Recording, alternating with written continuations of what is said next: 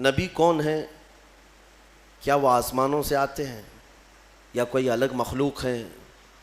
نہیں، بلکہ وہ انسانوں میں سے ہی ہیں، مگر یہ کہ اللہ تعالیٰ ان کو چن لیتا ہے اور پیدائش سے لے کر ان کی وفات تک مولا ان کو ہر عیب سے اور ہر گناہ سے پاک رکھتا ہے۔ اور نبیوں کو ہی معصوم کہا جاتا ہے۔ معصوم کا جو لفظ ہے یہ نبیوں کے لیے ہے اور فرشتوں کے لیے ہے۔ عصمت یہ عربی کا لفظ ہے، لہٰذا ہمارا عقیدہ یہی ہے کہ انبیاء اکرام علیہ السلام معصوم عن الخطا ہوتے ہیں، خطا سے ہمیشہ کے لیے وہ محفوظ ہوتے ہیں۔ معصوم اور محفوظ میں فرق ہے۔ معصوم وہ ہے جو کبھی گناہ کر ہی نہیں سکتا، محفوظ وہ ہے جس کے اندر گناہ کرنے کی طاقت تو ہے لیکن اللہ نے اسے بچا رکھا ہے، محفوظ ہے وہ۔ بہرحال انبیاء اکرام علیہ السلام کے بارے میں یہ عقیدہ ہمیشہ رکھنا ہوگا آپ کو کہ وہ ہر عیب سے، گناہوں سے پاک ہوتے ہیں، اور ان سے ریلیٹڈ کسی بھی چیز کو ہلکے میں آپ نہیں لے سکتے۔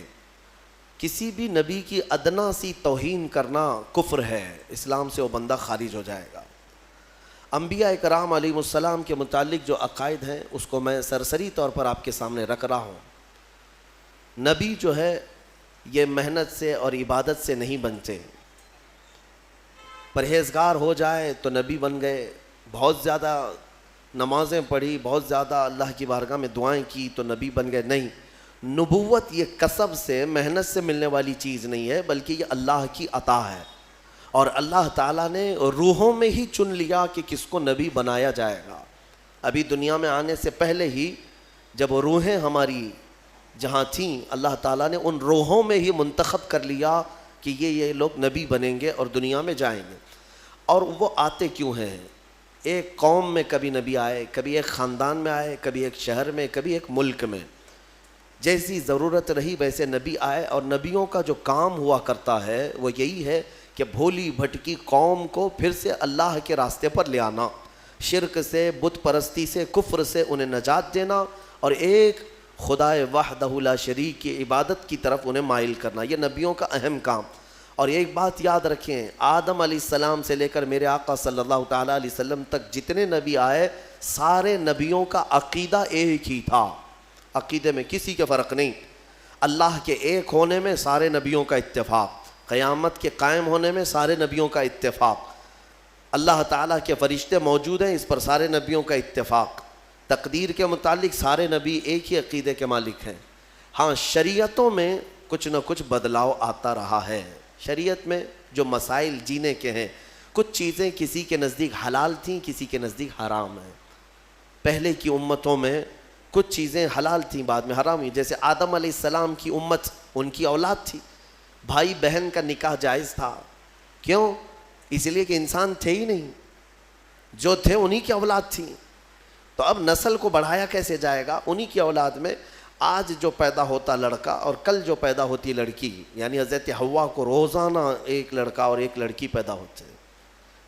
یہ نسل انسانی کی ابتدا تھی، ایسے نہیں کہ 9 مہینے کے بعد پیدا ہوں گے۔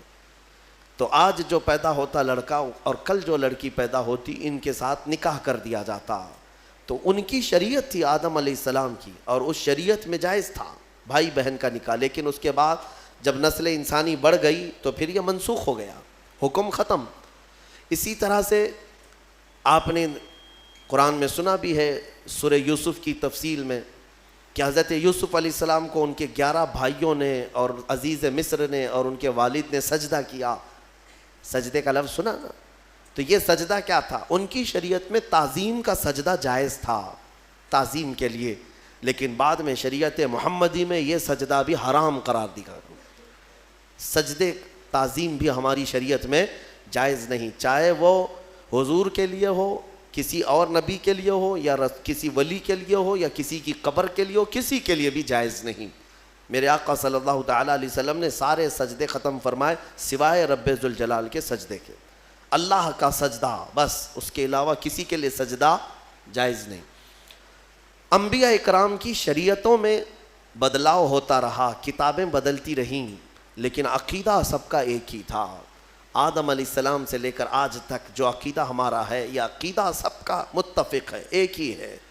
یہ کتنے نبی آئے، ان کی صحیح تعداد تو اللہ اور اس کے رسول کو ہی معلوم، لیکن کچھ حدیثوں میں ایک فگر ملتا ہے۔ ایک روایت میں حضور اکرم صلی اللہ تعالیٰ علیہ وسلم کی حدیث میں ملتا ہے 1,24,000، اور ایک روایت میں 2,24,000۔ تو الگ الگ روایتیں آئی ہیں صحابہ نے جو روایت کیا، اس لیے بزرگوں نے فرمایا، علماء نے فرمایا کہ صحیح تعداد تو اللہ ہی بہتر جانے، لیکن کبھی اگر کہنا ہوا تو یوں کہیں 1,24,000 کم و بیش کا لفظ ہم استعمال کرتے ہیں۔ کیوں؟ کم بھی ہو سکتے ہیں یا زیادہ بھی ہو سکتے ہیں، لیکن سب پر ہمارا ایمان ہے۔ لیکن یہاں ایک عقیدہ سنتے جائیے، اللہ کا نبی آپ کس کو کہیں گے؟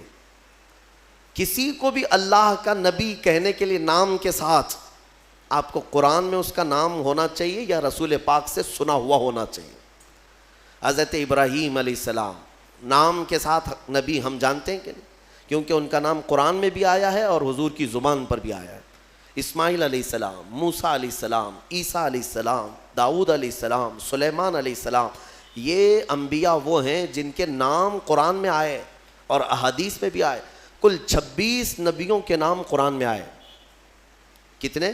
26 نبیوں کے نام قرآن پاک میں آئے، اور کچھ ان کے علاوہ احادیث میں نام آئے ہیں۔ کل ملا کر کے 40 نام ہوں گے۔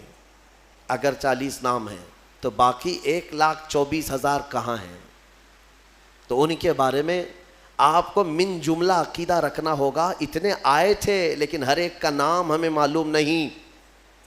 جتنے نام حضور نے بتائے اتنے ناموں کے ساتھ ہمیں نبی ماننا فرض ہے۔ اب یہاں پر وہی بات آ جاتی ہے، بعض لوگ یہ کہتے ہیں کہ کسی کی تعلیمات اچھی دیکھ کر کے شاید وہ بھی نبی ہو سکتے ہیں، گوتم بدھ بھی نبی ہو سکتا ہے۔ رام کرشن کے بارے میں بھی کچھ لوگوں نے کلام کر دیا۔ ہاں، یہ میں ان لوگوں کی بات نہیں کر رہا ہوں جو رام کرشن کے بھکت ہیں، بلکہ میں بعض مسلمان اسکالر کہے جانے والوں کی بات کر رہا ہوں۔ ہاں، ان لوگوں کو تحقیق کا بڑا شوق ہے تو تحقیق میں کچھ بھی لٹ مار دیں گے۔ کیوں میاں گوتم بدھ نبی ہیں، نبی ہو سکتے ہیں؟ یہ کچھ لوگوں نے یہ شوشہ چھوڑا۔ دلیل میں یہ کہتے ہیں ان کی تعلیمات بھی جو ہیں وہ دوسرے نبیوں کی تعلیمات سے ملتی جلتی ہیں۔ اخلاق کی تعلیم ہے، اچھائی کی تعلیم ہے، تصوف کے جتنے بھی مراحل ہیں وہ ان کی تعلیمات میں بھی ملتے ہیں۔ ہو سکتا ہے وہ اپنے زمانے کے نبی رہے ہوں۔ ایک بات یاد رکھ لیں، میں نے جو آپ کو فارمولہ بتایا اس پر ہمیشہ چلیے۔ آپ کسی کو بھی نام کے ساتھ نبی کہنے کے لیے ان کا نام قرآن میں یا حدیث میں آیا ہوا ہونا ضروری ہے۔ اگر قرآن و حدیث میں ان کا نام نہیں آیا تو چاہے اس کی تعلیمات سب سے اعلیٰ ہی کیوں نہ ہو، نبی ہم نہیں کہہ سکتے، نبی نہیں کہہ سکتے۔ اتنی بات یاد رکھیں۔ اور اگر غیر نبی کو آپ نے نبی مان لیا، کافر ہو جاؤ گے، معاذ اللہ رب العالمین۔ کسی غیر نبی کو، نبی نہیں تھا اور آپ نے اس کو نبی کہا، کافر ہو جائیں گے۔ اور کوئی نبی ہیں ان کی نبوت کا انکار کیا تب بھی کافر ہو گئے۔ بات سمجھ میں آ رہی؟ یہ عقیدہ بہت ہی اہمیت کا عامل ہے، اس لیے اس کو لے کر کے چلیں۔ آپ غیر نبی کو آپ نبی کہہ نہیں سکتے۔ اب یہ انبیاء کرام علیہ السلام اللہ تعالیٰ کے محبوب اور مقبول بندے، اللہ تعالیٰ براہ راست ان پر وحی فرماتا ہے، پیغامات بھیجتا ہے۔ مخلوق کو اللہ تعالیٰ ڈائریکٹ بات نہیں کرتا۔ تمام بندوں سے اللہ تعالیٰ وما کان اللہ تبارک و تعالیٰ فرماتا ہے کہ اللہ تبارک و تعالیٰ کسی بشر سے بات نہیں کرتا مگر یہ کہ کسی نبی کے ذریعے سے، وحی کے ذریعے سے۔ انبیاء اکرام علیہ السلام ذریعہ ہیں بندوں اور رب تعالیٰ کے بیچ میں۔ جو احکام اللہ کے پہنچانے ہوتے ہیں وہ بندوں کے ذریعے سے، نبیوں کے ذریعے سے پہنچائے جاتے ہیں۔ اب آپ توجہ چاہتا ہوں، 1,24,000 کم و بیش جتنے بھی نبی آئے کہاں سے شروع ہوئے کہاں پہ ختم ہوئے یہ بھی ماننا ضروری ہے آپ کو۔ اسلامی عقیدہ، سب سے پہلے نبی آدم علیہ السلام اور سب سے آخری نبی محمد صلی اللہ علیہ وسلم، یہ دونوں چیزیں بھی ماننا آپ کو ضروری ہے۔ قرآن پاک جب مکمل ترتیب دے دیا گیا نا، مکمل ترتیب دے دیا گیا تو ادھر ایک اور ادھر ایک، جس کو ہم رٹ کہتے ہیں نا، رٹ پٹھا یعنی کور، اس کو عربی میں دفت کہا جاتا ہے، ما بین الدفتین، یعنی دو رٹ کے کور لگا دیے گئے قرآن کو. اور حضرت عثمان غنی نے فرمایا اب قرآن وہی ہے جو ان دو رٹ کے بیچ میں ہے، اس میں کوئی ایک ورق زیادہ بھی نہیں کرے گا اور ایک ورق اس میں سے نکالے گا بھی نہیں، سب گنا جا چکا ہے. اور اگر یہ رٹ ہٹ گیا یعنی یہ کور ہٹ گیا تو کوئی بھی اس میں اضافہ کرے گا یا کم کرے گا. میں یہ مثال اس لیے دے رہا ہوں، آدم علیہ السلام ابتدائے انبیاء اکرام میں پہلے نبی ہیں اور محمد صلی اللہ تعالیٰ علیہ وسلم آخری نبی ہیں. یہ دونوں اول و آخر کا ماننا بہت ضروری ہے. ان میں ایک نبی کو بھی ہٹایا تو بہت سارے ظالم دوسروں کو لا کر اندر داخل کریں گے، وہ بھی نبی ہیں یہ بھی نبی ہیں. اور اسی لیے انبیاء اکرام میں ایمان کی جب بات آتی ہے تو خاص طور پر ہم یہ ذکر کرتے ہیں سارے نبیوں کو ماننا ہمارے لیے ضروری ہے، سارے نبیوں پر ایمان ہے، لیکن محمد صلی اللہ تعالیٰ علیہ وسلم کے بارے میں کچھ عقیدے الگ ہیں، خاص ہیں. وہ یہ ہے کہ وہ نبی بھی ہیں، رسول بھی ہیں، افضل الرسل بھی ہیں، سید الانبیاء بھی ہیں. یہ سب ماننا ہر مومن کے لیے ضروری ہے. وہ امام الانبیاء بھی ہیں، امام الاولین امام الآخرین بھی ہیں، اور سب سے مضبوط چیز یہ ماننا ضروری ہے کہ میرے محمد صلی اللہ علیہ وسلم خاتم النبیین ہیں. اب ان کے بعد کوئی نبی نہیں آ سکتا. اگر کسی نے نبوت کا دعویٰ کیا میرے آقا کے بعد، حدیث میں اس کو دجال کہا گیا ہے. وہ دجال ہے. دجال کسے کہتے؟ سب سے بڑا جھوٹا. وہ جو بڑا دجال آئے گا وہ بعد میں آئے گا، لیکن جو نبوت کا دعویٰ کرتے وہ بھی دجال ہیں. حضور کی ایک حدیث میں میرے آقا نے فرمایا میرے بعد تم دیکھو کہ قریب 30 دجال آئیں گے اور سب نبوت کا دعویٰ کریں گے. حضور کے انتقال کے وفات کے فوراً بعد ہی 2 دجال ظاہر ہو گئے تھے، مسیلمہ کذاب اور اسود عنسی. یہ دونوں نے نبوت کا دعویٰ اسی زمانے میں کر دیا تھا اور دونوں مارے گئے ہیں، مسیلمہ کذاب اور اسود عنسی. حضرت خالد بن ولید کے لشکر میں یہ دونوں مارے گئے ہیں. ان دونوں جھوٹوں کو قتل کر دیا گیا اور بہت سارے دنیا میں ایسے آئے اور مارے گئے. اس کے بعد یہ ایک ہمارے لیے سوئے قسمت ہے کہ ہندوستان میں بھی یہ داغ آیا. قادیان پنجاب کا ایک علاقہ ہے، وہاں ایک کانا شخص پیدا ہوا جس کا نام غلام احمد تھا. انگریزوں نے اسے پالا تھا اور بڑا کر کے اس کو تعلیم دے دے کر کے پھر اس سے نبوت کا دعویٰ بھی کروایا. قادیانیت ایک پورا کا پورا آج ایک فرقہ ہے، ایک پورا دین پھیلا دیا. مرزا غلام احمد قادیانی، اس نے نبوت کا دعویٰ کیا. یہ 100 سال پہلے کی بات کر رہا ہوں. وہاں وہ انگلش نبی بن کر کے آیا تھا اور لوگوں میں اپنے نبی ہونے کا بلکہ عیسیٰ علیہ السلام سے افضل ہونے کا بھی دعویٰ کرتا تھا. اور بھینگا تھا، کانا تھا، ایک آنکھ سے کمزور تھا. عیسیٰ علیہ السلام کے بارے میں تو ہے کہ وہ مادر ذات اندھوں کو شفا دیا کرتے تھے، اور یہ غلام احمد خود ہی کانا تھا، اپنی آنکھ درست نہیں کر سکا اور کہتا ہے میں عیسیٰ سے افضل ہوں، عیسیٰ علیہ السلام سے افضل. اس کے بھی کچھ ماننے والے ہو گئے. آج انہوں نے نام الگ رکھ لیا ہے، احمدی جماعت. قادیانی کہیں گے تو جلدی پہچان لیں گے سارے لوگ. تو جماعت احمدیہ، احمدی جماعت، اور یہ کہتے ہیں ٹرو اسلام، سچا اسلام یہی ہے. ان خبیثوں نے انٹرنیٹ پر ایسی بھرمار رکھی ہے کہ جب بھی کوئی اسلام سرچ کرنے پر جاتا ہے بھولا بھالا نوجوان تو سب سے پہلے ان کی ویب سائٹ اتر جاتی ہیں. اسلام کے نام پر انہوں نے جال پھیلا رکھا ہے، اتنی روایتیں گڑ گڑ کر کے نئی نئی باتیں بنا کر رکھا ہے. اسی لیے میں نوجوانوں سے کہتا ہوں ہمیشہ کہ سارا دین انٹرنیٹ سے مت سیکھو. ہاں کچھ معلومات ضرور اس میں ہو جائیں گی، لیکن کراس ویریفیکیشن کے لیے ضرور علماء سے رابطہ کیا کریں کہ یہ صحیح بھی ہے یا نہیں ہے. ورنہ ہم نے دیکھا ہے کہ گوگل والے بہت سارے چھوٹے چھوٹے راستوں میں پھنس جاتے ہیں. گوگل میپ پہ چلنے والے پھنستے ہیں تو پھر یہ دین کا راستہ ہے، پتہ نہیں اس میں کہاں کہاں پھنسا دیا جائے گا. تو یہ غلام احمد قادیانی، اس نے جھوٹی نبوت کا دعویٰ کیا اور اس نے یہ بھی دعویٰ کیا کہ میرے پاس فرشتے بھی آتے ہیں، انگلش میں وہی لے کے آتے ہیں. انگلش میں وہی لے کر کے آتے ہیں، اور اس نے کتابیں بھی لکھ دی، 17-18 کتابیں لکھی، اور سب میں الگ الگ تعلیمات بھر دیا. جیسے حضور پاک صلی اللہ تعالیٰ علیہ وسلم کی حدیثیں ہیں، اس کو چرا چرا کر کے الگ الگ مضمون کی کتابیں لکھ دیا.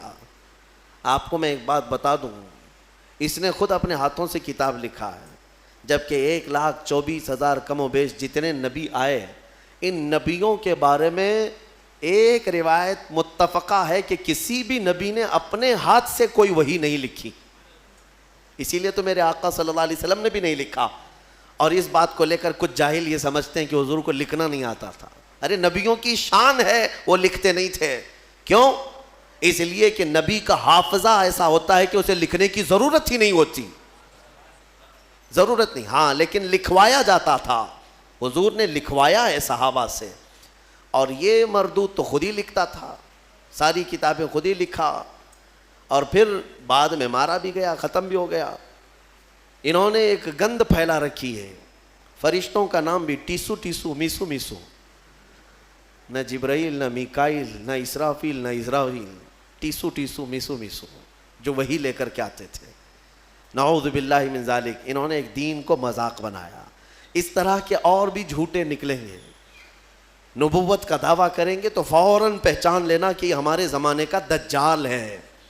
دجال کہتے ہیں سب سے زیادہ جھوٹ بولنے والا، سب سے زیادہ جھوٹ بولنے والا اس کو کیا کہتے ہیں عربی میں؟ دجال. اور دنیا کا سب سے بڑا جھوٹ کہ حضور کے بعد کوئی نبی پیدا ہوگا، یہ دنیا کا سب سے بڑا جھوٹ ہے، اور جس نے کہا وہ دجال ہے. اور ابھی فی زمانہ ہمارے ہاں جو دجال ہے وہ ہماری کرنٹ میڈیا ہے. میڈیا، نیوز کے اینکر، یہ تقریباً یہ دجال کے چیلے ہیں، یعنی چھوٹے چھوٹے دجال ہیں. کیونکہ جھوٹ جتنا زیادہ بولتا ہے عربی میں اس کو دجال کہتے ہیں. دجل عربی کا لفظ ہے حقیقت کو چھپا دینا، حقیقت کو چھپا دینا. ہاں یہ کہیں گے گھر چوری ہو گیا، دیکھا ہے چور سامنے سے جا رہا ہے، نہیں میاں وہ تو لومڑی نے چوری کیا ہے، اور پوری دنیا کو باور بھی کرا دیا جائے گا لومڑی نے چوری کیا ہے.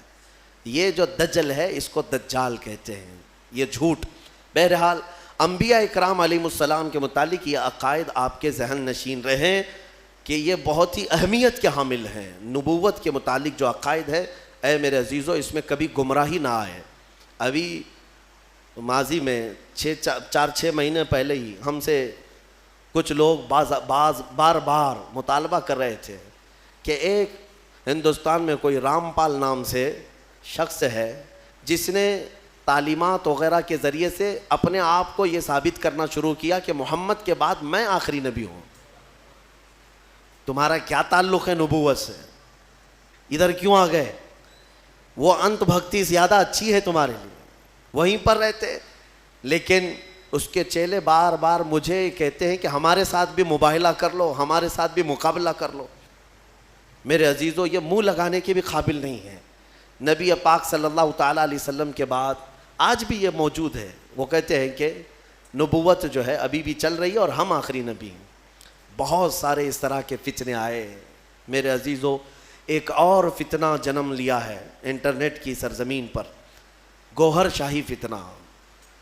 گوہر شاہی، لوگ اس کو دیکھ کر کے اس کی تعلیمات سے متاثر ہو جاتے ہیں. تصوف کی بڑی بڑی باتیں کرتا ہے ایک شخص اور لوگوں کو گمراہ کرتا ہے، کبھی نفس کی باتیں، کبھی نماز کی باتیں، کبھی معرفت کی، کبھی طریقت کی. بھولے بھالے مسلمان یہ سمجھتے ہیں کہ اس سے زیادہ علم کس کے پاس ہے. اے میرے عزیزو، اس سے بھی زیادہ تعجب کی چیزیں تمہارے پاس آتی رہیں گی. حضور پاک نے بہت پہلے ہی بشارت دی ہے کہ ایسی جماعتیں آئیں گی. تمہیں پتہ نہیں ان کے چھپے ہوئے عقیدے. یہ گوہر شاہی فتنہ کیا ہے؟ یہ اپنے ایک پیر کو مانتے ہیں جس کو یہ کہتے ہیں کہ وہ رب الارباب ہے، معاذ اللہ، یعنی تمام خداؤں کو بھی پالنے والا ہے. وہ پتہ نہیں کون سے خداؤں کو پالنے والا ہے، لیکن ان کا عقیدہ یہ ہے کہ وہ رب الارباب ہے. یہ لفظ ہے، میں نے سنا ہے.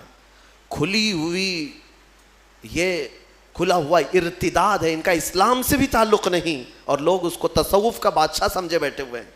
کہتے ہیں ہم کو سیدھا راستہ مل گیا. بلکہ میں نے ان کے فتنوں میں یہ تک سنا ہے، وہ کہتے ہیں اس زمانے میں اگر کوئی لا الہ الا اللہ کلمہ پڑھتا ہے تو وہ کھلا شرک کرتا ہے. اب یہ کلمہ نہیں چلے گا. گوہر شاہی کلمہ چلے گا، اس کے پیر کا کلمہ چلے گا، نعوذ باللہ من ذالک۔ نبوت کا بھی قریب قریب دعویٰ انہوں نے کیا ہے۔ اور جانتے ہیں یہ گوہر شاہی جو ایک فرقہ ہے، ریاض نام سے کوئی ان کا گرو گھنٹال ہے، اس کو اس بڑی پیمانے پر مانتے ہیں کہ یہ تسبیح میں کیا پڑھتے ہیں، ہم تو سبحان اللہ کہتے ہیں، وہ سبحان الریاض کہتے ہیں، نعوذ باللہ من ذالک۔ میں بھولے بھالے سنی مسلمانوں کو سمجھانا چاہوں گا کہ صرف جو دکھنے والی چکا چوند ہے اس پر مت چلے جانا، ان کا چھپا ہوا زہر اتنا خطرناک ہے کہ تم بے ایمان ہو جاؤ گے، کفر کی موت مر جاؤ گے، تمہیں پتہ بھی نہیں چلے گا۔ ہو سکتا ہے 90 باتیں ان کی اچھی لگتی ہوں، تصوف کی، طریقت کی، معرفت کی، لوگوں کو کا دل موہ لیتی ہیں باتیں، انسان کے اندر کی حقیقت بتا رہا ہے، انسان کے عروج و ارتقاء کی منزلیں بتا رہا ہے، انسان کے برزخی زندگی بتا رہا ہے، تو لوگوں کو نیا پن اچھا لگتا ہے، اٹریکٹ ہوتے ادھر چلے جاتے ہیں، لیکن تمہیں پتہ نہیں اس اٹریکشن میں آپ کب کے دین کھو بیٹھتے ہو، ایمان چلا جاتا ہے۔ جو شخص دنیا میں اپنے پیر کو یہ عقیدہ رکھتا ہو کہ یہ رب الارباب ہے، یعنی رب کو بھی پالنے والا ہے معاذ اللہ، اور یہ عقیدہ رکھتا ہو کہ تسبیح اسی کی پڑھی جائے گی، اور یہ عقیدہ رکھتا ہو کہ کلمہ اس زمانے میں لا الہ الا اللہ پڑھنا کھلا شرک ہے، نعوذ باللہ، پھر اس کا دین اسلام سے کیا تعلق ہے؟ یہ یہودیوں کے پالے ہوئے وہ لوگ ہیں جو اسلام کو پڑھتے ہیں اور اسلامی لباس پہن کر کے ہماری جماعتوں میں آتے ہیں۔ لہٰذا میں سب کو الرٹ کرنا چاہوں گا، اس فتنے سے اپنے آپ کو بچاؤ۔ میں بہت دور دور جا کر کے دیکھا، چھوٹے چھوٹے علاقوں میں صرف انٹرنیٹ کو دیکھ کر کے لوگ اس کے مرید ہو گئے، اس کے گرویدہ ہو گئے، اس کے پیچھے ہو گئے۔ کسی وقت انشاءاللہ العزیز میں پورا آپریشن کروں گا اس کا، اس لیے کہ میں بہکتے ہوئے کئی لوگوں کو دیکھا ہے۔